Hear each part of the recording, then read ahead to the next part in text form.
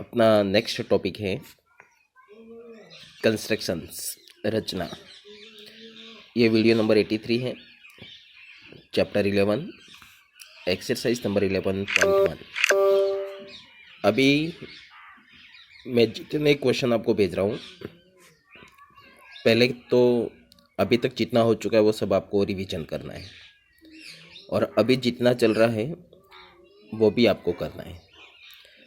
अभी देखो, क्वेश्चन 1 है 7.6 सेंटीमीटर रेखाखंड बनाकर उसका 5:8 में विभाजन करना, उसकी रचना करना है।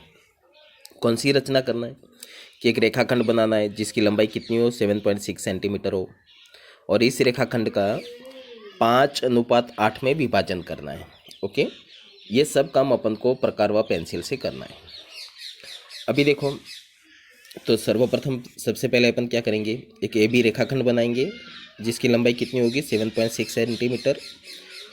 बिंदु ए और बी लिखना है। ओके, और वो कितना है, 7.6 सेंटीमीटर।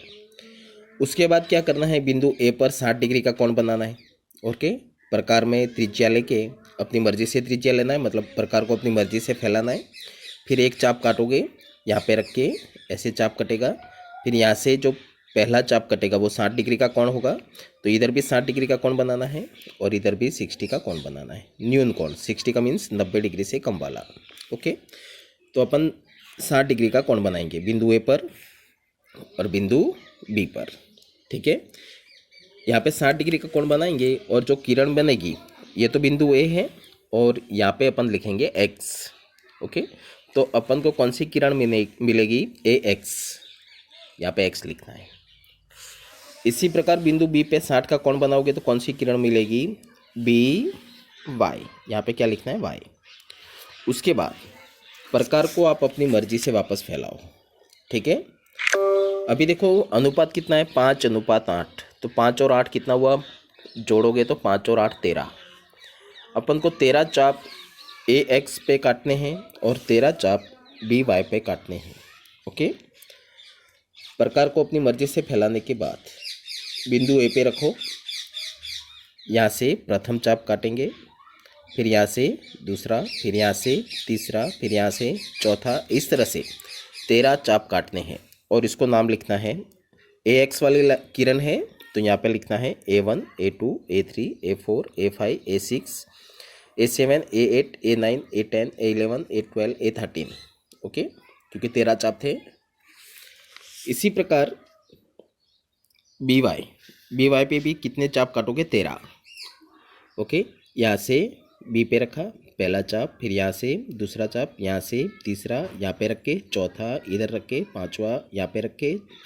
ठीक है, फिर इसको नेमिंग करेंगे, B1, B2, B3, B4, B5, B6, B7, और लास्ट में कितना मिलेगा, B13।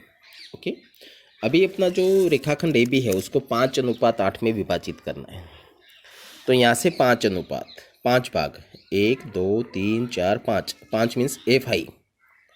ओके, और यहाँ से 8, क्योंकि 5:8 है, यहाँ से 8 चाप लेना है। देखो 8 भाग कितने हैं, 1 2 3 4 5 6 7 और 8, मतलब B8। A5 और B8 इसको स्केल से मिलाना है, A5 को B8 से। ओके, A5 को B8 से। अब A5 को B8 से मिलाया तो इस प्रकार से अपन को एक रेखाखंड मिलेगा, लाइन मिलेगी, और ये वाली लाइन ए बी को जहाँ पे कट करेगी वहाँ पे बिंदु P लिखना है। तो ये जो बिंदु P है वो ए बी को 5:8 में विभाजित करेगा। अगर तुम स्केल से मापोगे तो ए पी 5 भाग होगा और बी पी 8 भाग होगा। किसका, 7.6 सेंटीमीटर का। ओके, 5 सेंटीमीटर नहीं, 7.6 का ये 5 भाग होगा और ये 8 भाग होगा। तो बिंदु P ए बी को 5:8 में विभाजित करेगा। ठीक है, ये तो हो गई अपनी रचना। अब अपन को लिखना है रचना के बिंदु। ठीक है, देखो रचना के बिंदु कैसे लिखते हैं कि जैसे अपन ने रचना की है वैसे ही उसके बिंदु पॉइंट वाइज लिखना है। पहले यहाँ पे लिख देना कि बिंदु P ए बी को 5:8 में विभाजित करता है। कौन सा वाला बिंदु P, ये वाला P ए बी को 5:8 में विभाजित करता है। अब रचना के बिंदु देखिए यहाँ पे video number 82 page number 2 continue 11.1 question 1 रचना के बिंदु। सबसे पहले अपन ने क्या किया था कि हमने 7.6 सेंटीमीटर का रेखाखंड बनाया था।